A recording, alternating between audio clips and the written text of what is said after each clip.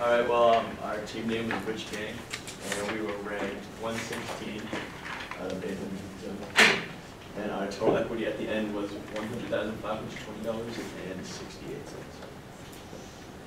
Alright, our biggest moneymaker was General Electric. The 52-week range was $23.41 to $28.68. As in the industrial goods. Some competitors are Citigroup, I'm not say that, and SI. And the price fluctuation, during the winter people usually use more electricity for heat gaming consoles because it's too cold to go outside, so we decided to invest in it because it's going to probably go up over the winter and goes less in the summer. And I bought it at $25.48 and sold, and at the end, so we didn't sell it, it ended at $28.51.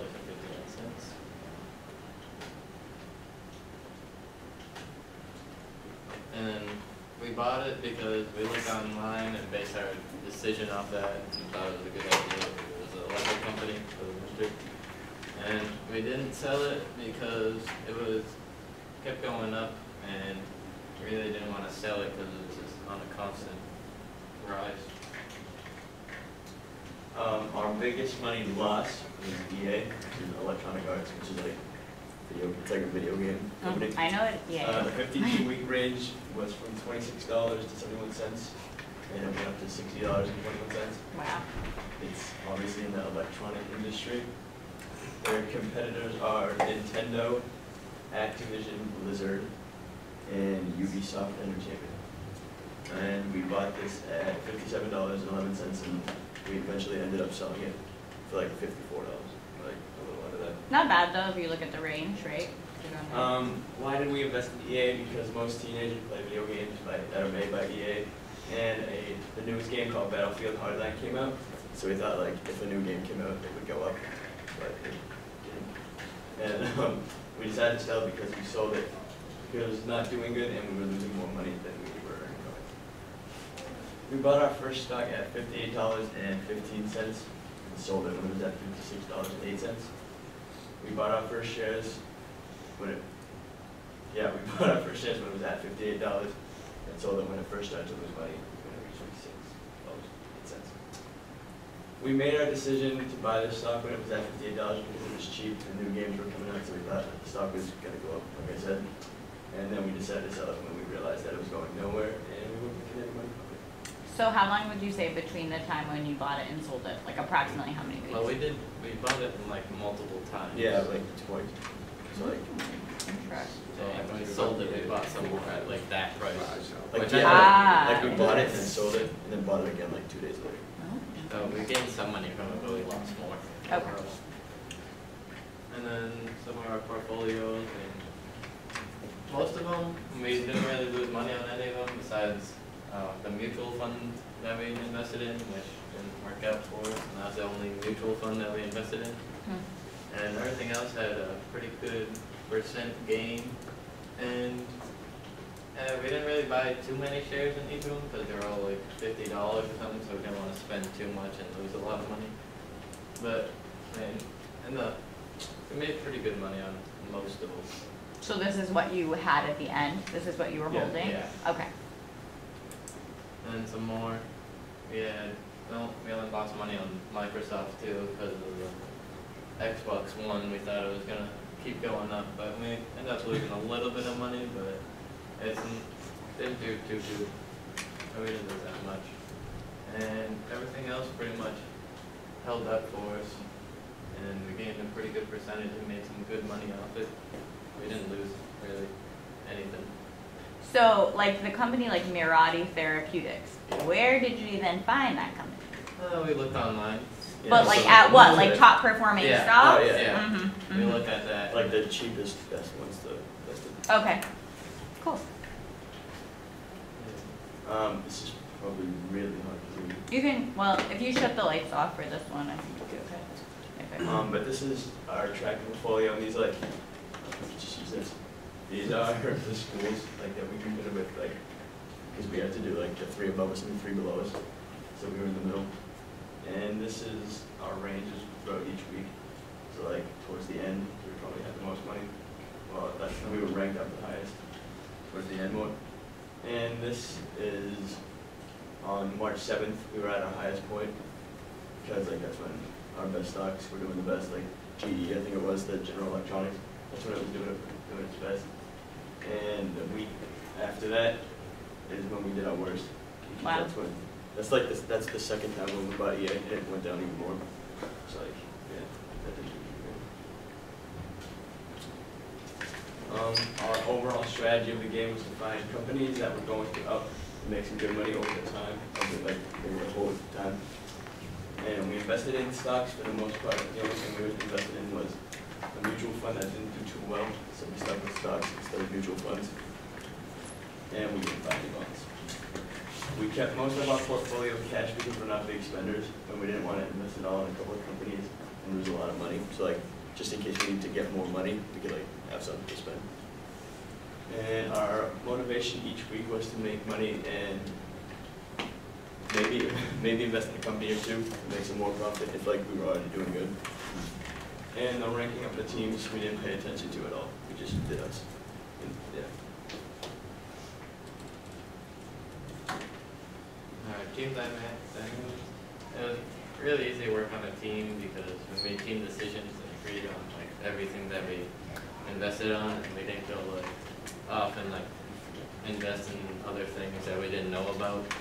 So we stuck to our plan pretty much. And some of them we made on our own, but it was like maybe one or two that we each made on our own. But most of it was just like a team thing. I mean, pick how many shares we wanted to do and how much money. So what was like, can you give an example of one company that you each Like he chose to independently like the invest? first time he chose to buy EA, then after we sold it, and then I bought Walmart, and that just went downhill. Walmart was Yeah, finished good as bad. Listen, Walmart is a long position, we'll talk about that. Trying to sabotage your stock market. Our personal reflection is by participating in the stock market game, we know that it's not only difficult to maintain your stocks, but it's also difficult to when to know and buy and sell your stock at the right time. Based on what I've read and done research on, I don't think that I would invest my own money into the stock market game, or just into the regular stock market, because it's dangerous and very risky. And something that we would do differently, we were doing the simulation against, is if we would do research on stocks that we think will do good, and make sure to buy them at the right time, like when they're at their lowest price. And I did like my own activity reflection. I said I'd improve the game by letting people buy like penny stocks and stuff like that. So it gives you more of a real life experience. You can invest in everything that's on the stock market. And I'd also change when you buy it, you actually buy it at like that time instead of buying it at the close. Because if you want to buy it like at that time, that's when you want to buy it. Now, if it goes up at the end of the day, then you don't want to buy it at that price or at the new open. And same thing when you sell, because you want to sell it when, like, if it's doing really good at the middle of the day, you want to sell it and make a good profit off of it. And I think that you should continue it because it gives you a good idea how the stock market works and how to manage your money. That's it. Okay, good. All right, so stay up there. So a couple comments. In our game, it's supposed to be real-time pricing, so it's supposed to be the time that you buy and sell should go in, but I do think there's a little bit of a lag between when you put your trade in and then when the server It's like 15 or 20 minutes. Right, so, which can make a difference in the stock market. And then other people's games isn't real-time pricing, so I don't know how they function off that, but the New England game is like that. So that's good. Questions from you guys? What do you have questions about? How much money did you like keep at all times? Like 70,000. Yeah, like In cash? between, So yeah. you Wow. spend 30,000. Yeah, pretty much. Wow. Interesting. McGuire? Why did you choose to invest so lightly?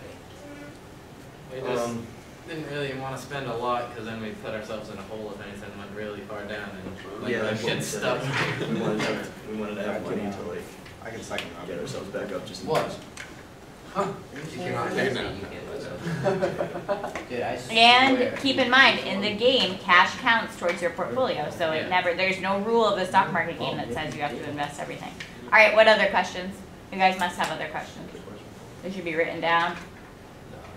Questions? Why did you be so risky? Why were you like laid back and make money. Because we wanted to be in like, kind of like the top rankings, and we didn't want to just blow it all and go way down. So it's kind of like, it's kind of like a grade. Taking shots at us. And plus, like, depending on how you would personally invest, right? So if you really would invest in the stock market and be a little less risky, then yeah, maybe you don't take a lot of risk. But if you feel like if you invested and you would spend a lot of money, then Justin? Did you ever at any point look at our computers and take some of those stocks? No. We got the Walmart ID from school. Well, So- yeah, that's true. There's some Comcast on there, some EA, there's A very similar portfolio, very similar portfolio. No, we actually invested in Comcast like one of the first weeks. McGuire? So in the, Until it's over. you said that you found some online, like with the best rating. How did you choose which ones? Because I did that and that didn't work. Those went down. They all went down. We just looked and Yeah, I'm looked just it up kinda on Yahoo lucky. Finance Yeah. and checked it out. That's a good point. There are a lot of people who do investment research. There's a lot of people who say they're analysts that say buy this, buy that. But do you guys really feel like at the end of the day anybody knows? No. Like anyone can honestly know anything that's gonna happen. Like No, for a- probably not. Like I feel like it's a lot of guesswork too. Yeah. But some people, and if you guys ever take a finance class in college, there is ways, like formulas, to figure out if a stock is overpriced or underpriced and if you should buy it. And those people who study finance know that. Those are people who end up being like day traders, short sellers, like those kind of people. But I feel like to the average person, No. even to basic analysts, it's like almost impossible. So, any other questions? Okay, good job. Alright, so we'll shut the camera off. Thank you, sir. Alright, so what we're gonna do